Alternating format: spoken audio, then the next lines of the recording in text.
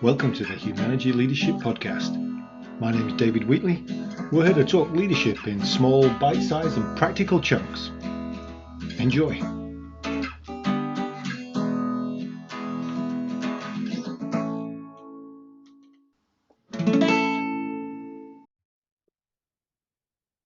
So this episode is another of our First Friday sessions. And if you've not come across the First Friday sessions yet, you can find out more information at humanergy.com.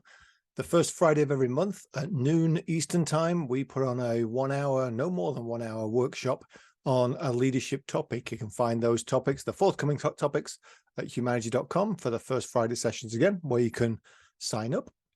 This month, we're talking about the need for coaching to be more feed and less sandwich. And you may have come across this idea of feed, need, seed, weed if you've been working with Humanergy for a while.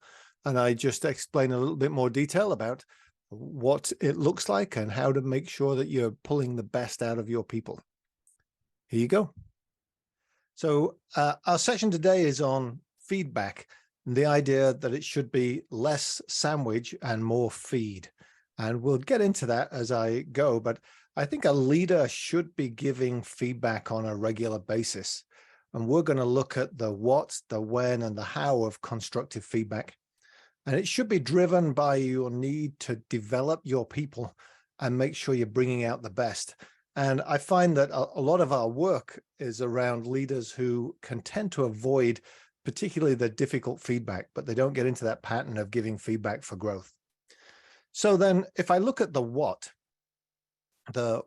of feedback, we give feedback when we want to identify great performance, when we want to correct issues, when we want to ensure that the best version of people is moving forward and not forward too far.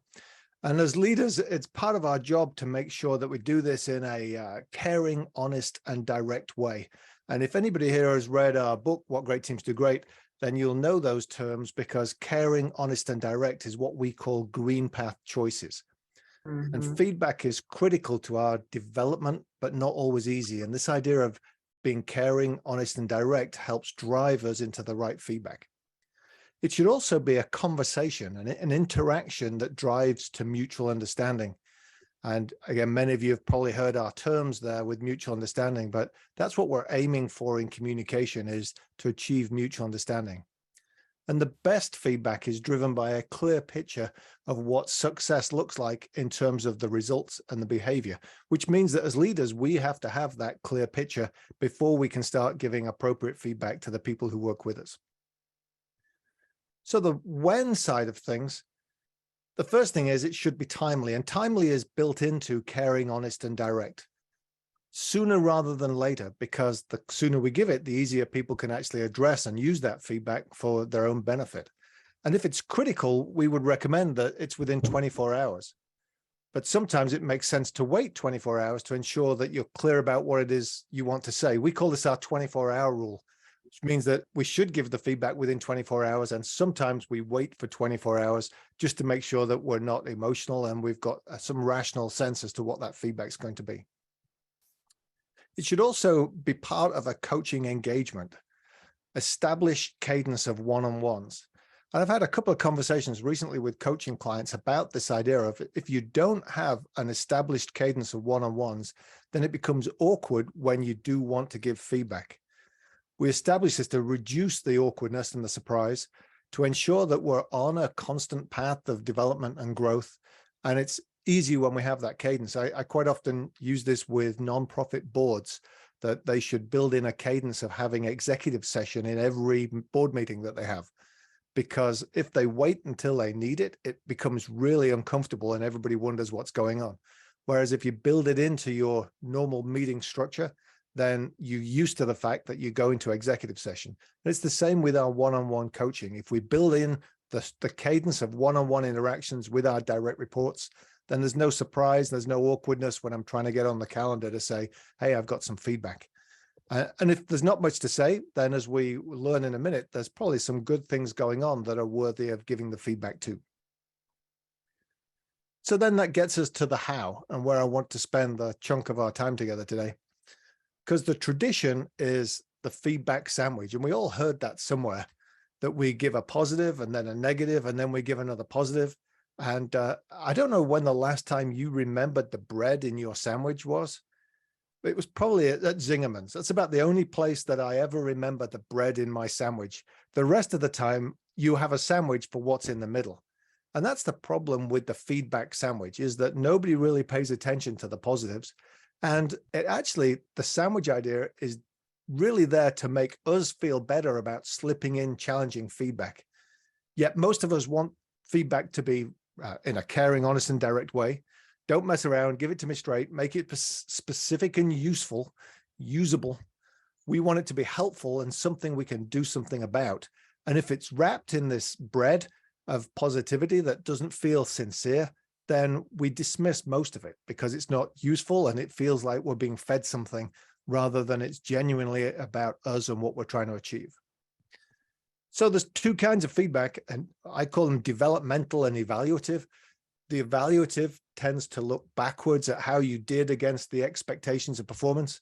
The developmental looks forward about what we can do better in the future. And I want to focus our time here on the developmental feedback, as I'm a big fan of looking forwards at a time today and tomorrow when we can do something different.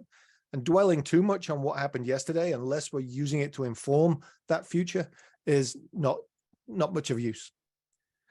So the tool we use rather than the feedback sandwich is something we call feed, need, seed, weed. So don't get hooked up on that at the moment. I've shared that with lots of people and they repeat it back to me in multiple variations, but we have a specific order that they come in. That's feed, need, seed, and weed. And it doesn't come from our passion for gardening. It simply comes from our understanding of how to help people grow and what really helps people grow well. So the simple version of feed, need, seed, weed is I'd say 4.5 questions. I'll slip in the half one in a short while. And if I go to this picture, it's just, we are looking to get somewhere. We're looking to get to a place of high performance with people.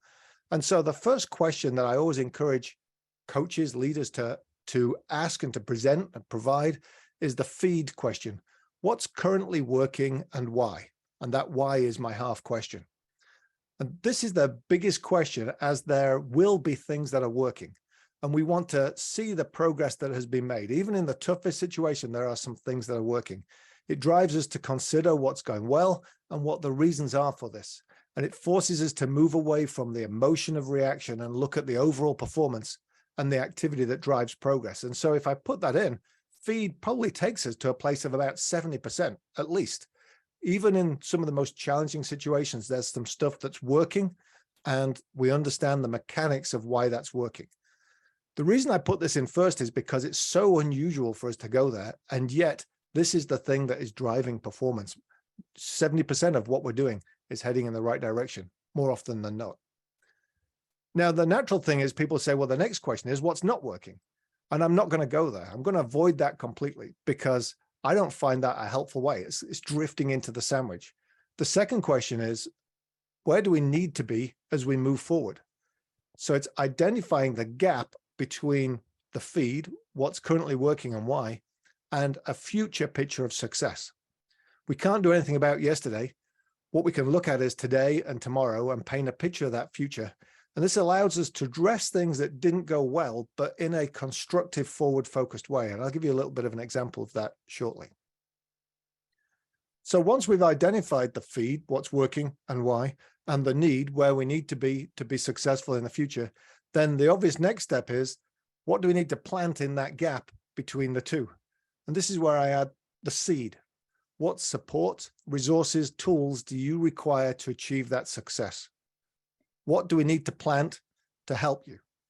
What do we need to do differently? What does our future behavior look like to ensure this picture of success, to get us to where we need to be? And then there is a fourth question, but I've found that the more I use this, the less I need the fourth question. The fourth question is simply, is there anything we need to stop doing to ensure our success? And it's often unnecessary because we've addressed it in the previous 3 questions, but the way we've been forced to address it by those questions is in a constructive, positive, and forward-focused way. So we're actually giving people feedback that's useful. We're telling them what's working. We're telling them what we need from the future. We're looking at how we can plant that. And we're also looking at potentially any obstacles that can be moved out the way. Now, I will say this can be given as a one way, but if I'm driving for mutual understanding, this is quite often a great conversation. And it's a conversation that you as the leader can ask the questions first. What do they see that's working and why? And then you can build on that with your feedback. Where do they see the need to be in the future? And then you can, again, build on that. What do they see as being necessary, the support and resources that they need to seed in that gap? And once again, you can build on it. But that way of asking the questions brings them along to that future focus, and then they own it more significantly than if you were just telling them everything that you see rather than them being engaged in it. So for example, if I were to give myself feedback on my first Friday session today, then I might say, I like how you do the chat box questions and the breakout rooms to get people into the session. The topics seem relevant and appropriate, and all of this drives as much engagement as I really like that engagement. Next time, April, it's important that we build on this, potentially with more supporting graphics and examples to help people fully understand the concepts, link them to where they can find out more about it. And what this requires is more time invested in preparation and a fuller slide deck, as well as pointing people potentially to the YouTube recording, because we record this section and you can go back and review it as many times as you like. So that's an example of just feed, need, and seed as regards this presentation. So we try to make it as specific as possible, make it firsthand, and verify your understanding along the way. So just to restate those questions: what worked and why? Where do we need to be moving forward? What support resources, tools, etc. are required to achieve success? And is there anything we need to stop to ensure success? I'd like to ask, what did you hear? What do you struggle with? And how does this differ from the way that you have traditionally provided feedback? So that was more feed, less sandwich, and our first Friday session. I look forward to catching up with you in person at one of these first Fridays. They're all on Zoom, so anywhere in the world can sign up and join us. I encourage you to do that. If you want to see the graphic that I was sharing during this session, then we put the podcast on YouTube. So you go to Humanergy's YouTube site, you will find this episode there, and you'll be able to see the graphic as well as for those that are just listening to it. If you just watch this on YouTube, then you'll know exactly what I'm talking about. But thanks for joining us. That was the Humanergy Leadership Podcast. My name's David Wheatley. For further information about Humanergy, go to humanergy.com or check out our latest book, What Great Teams Do Great, from all good bookstores. Have a good one. Stay healthy.